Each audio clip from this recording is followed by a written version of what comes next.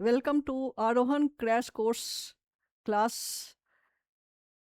What is presented by Gurukul toppers choice. मैं माधुरी पाठक। आज के सेशन में मैं आपको एक नया बड़ा ही इंटरेस्टिंग और फेमस पोएम को प्रस्तुत कर रही हूँ। आपको रेनबो बुक का फर्स्ट ही पोएम है, लेकिन इस कमिंग जो एग्ज़ाम जो होने वाला है बिहार बोर्ड वाले, ध्यान से सुने, वो निश्चित रूप से ये प्रश्न आएगा। ये 3 तरह से इसमें आता है: समरी, फिलिंग द ब्लैंक्स और explaining column, short term question. तो आज जो है इसका समरी करवा रहे हैं। अगर इस समरी को आप अच्छे से समझ जाइएगा तो आपका जो है बहुत से objective plus explaining column plus short term का क्वेश्चन भी आप आराम से सॉल्व कर लीजिएगा। समरी 5 नंबर का आता है। तो चलिए आज के सेशन में स्टार्ट करते हैं। Class listen carefully.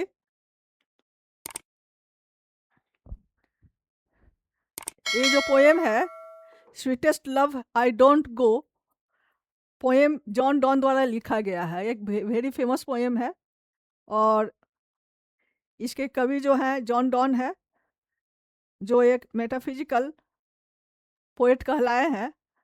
और इनका जो है एक नहीं कई पोएम है। Donne is also well known his sonnet. बहुत सारे इनका पोएम लिखा गया है, सोनेट के रूप में है, और जिसमें इनका पोएटिक फीलिंग आपका मिलेगा। और ये जो फेमस पोएम है इसमें मुख्य रूप से बताया गया है कि किस तरह जो है आफ्टर सेपरेशन के बाद भी जो है कहीं भी जो है जो लव अफेक्शन हो कहीं जाता नहीं है। और यहाँ कवि जो है अपने मनोभाव को व्यक्त कर रहे हैं कि किस तरह से sweetest love I don't go, हम कहीं नहीं जा रहे हैं, जाना तो ही है, अगर चले भी जाते हैं तब भी हम आप ही के पास रहेंगे। तो यहाँ समरी जो है देखिए लिखा हुआ है sweetest love I don't go. इसका अर्थ बता देते हैं। Sweetest love I don't go is a typical metaphysical poem. ये क्या है? एक मेटाफिजिकल पोएम है, रिटन बाय जॉन डॉन के द्वारा लिखा गया है। In this love poem the poet celebrates the power of true love. इस पोएम में कवि जो है ट्रू लव का जो है क्या एक उसमें शक्ति होती है, एक पावर होती है, उसकी चर्चा किए हैं। It prevails over death. ये क्या है? आफ्टर मृत्यु के बाद भी जो है ये प्रिवेल्स करता है। द पोएट एक्सप्लेन्स, वर्णन करते हैं, it with the help of his own life. वो अपने जीवन से जुड़े हुए भावनाओं के द्वारा वो व्यक्त करते हैं कि what is the importance of true love, how it maintain even after death. अभी तो है ही है, लेकिन आफ्टर डेथ के बाद भी आपका जो है ये कम होने वाला नहीं है। Poet explain it with the help of his own life. The poet is parting with his beloved not because he was become fed up. वो अपने प्रेमिका को समझाते हैं कि देखो हम जा रहे हैं, ऐसा नहीं है कि हम तुमसे अलग हो रहे हैं क्योंकि हम तुमसे बिकम फेड अप, हम तुमसे परेशान हो गए हैं या अब हम तुम्हें चाहते नहीं हैं। विथ हर और he hopes he get a better love और fitter love. He is parting because he wishes to die in just. वो इसलिए हो रहे हैं कि यह जो है जीवन जो है आ, एक ना एक दिन जाना ही है। और ये मत समझना कि हम तुमसे परेशान हो के या तुमसे दुखी हो के या तुम्हें हम अब नहीं चाहते हैं इसीलिए हम जा रहे हैं। कुछ देर के लिए हम जा रहे हैं, फिर लौट के तो आएंगे ही, लेकिन ये भी निश्चित है कि मनुष्य का जीवन है, एक दिन मरना ही है। तो इसी हालत में भी तुम ये मत समझना कि हम जो है दूर है तुमसे, उसके बाद भी हम रहेंगे। Consequently he will be harden enough to face death. Death के बाद भी जो है वो उसका सामना करने के तुम तैयार रहो। व्हेन इट रियली कम्स, ये तो आना ही है, मृत्यु ध्रुव सत्य है, आना ही है, हर इंसान को जाना रहता है। तो वही बताया गया है that the poet assure his beloved. कवि क्या है?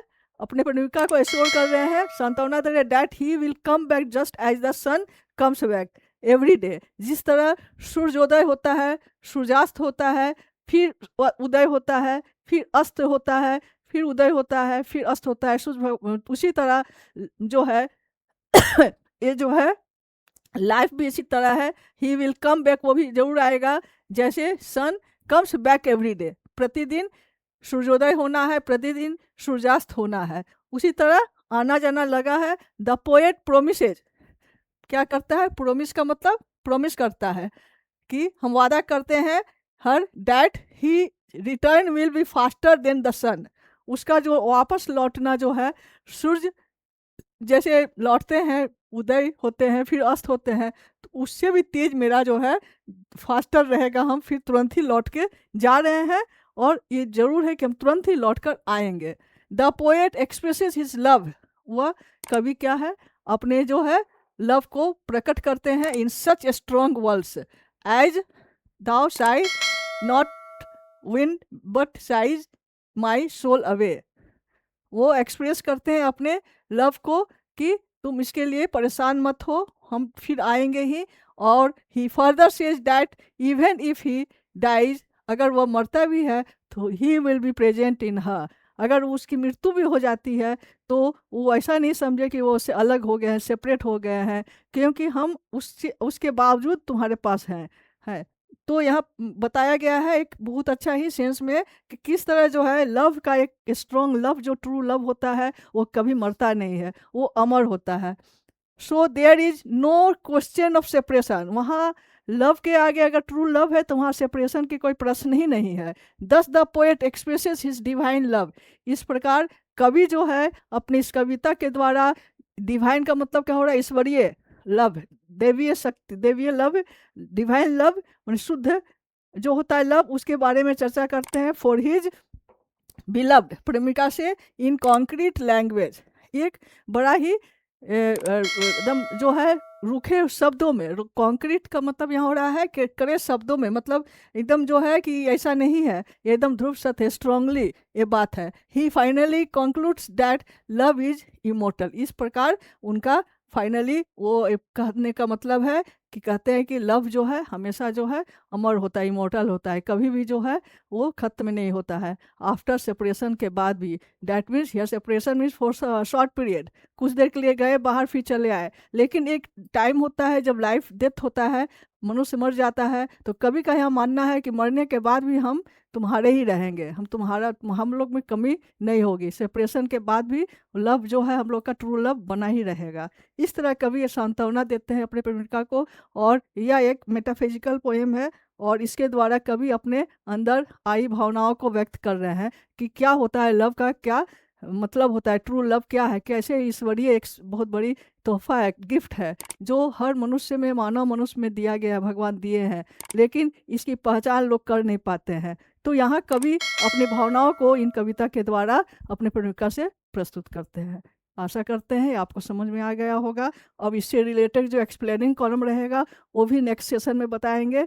आज का सेशन बस इतना ही, और इसका जो है फिलिंग द ब्लैंक्स किस पैटर्न का आएगा, एक्सप्लेनिंग कॉलम कैसे आएगा, शॉर्ट टर्म का क्वेश्चन कैसे आएगा, नेक्स्ट क्लास में मैं बताऊंगी। Thank you for watching me. Now class is finished.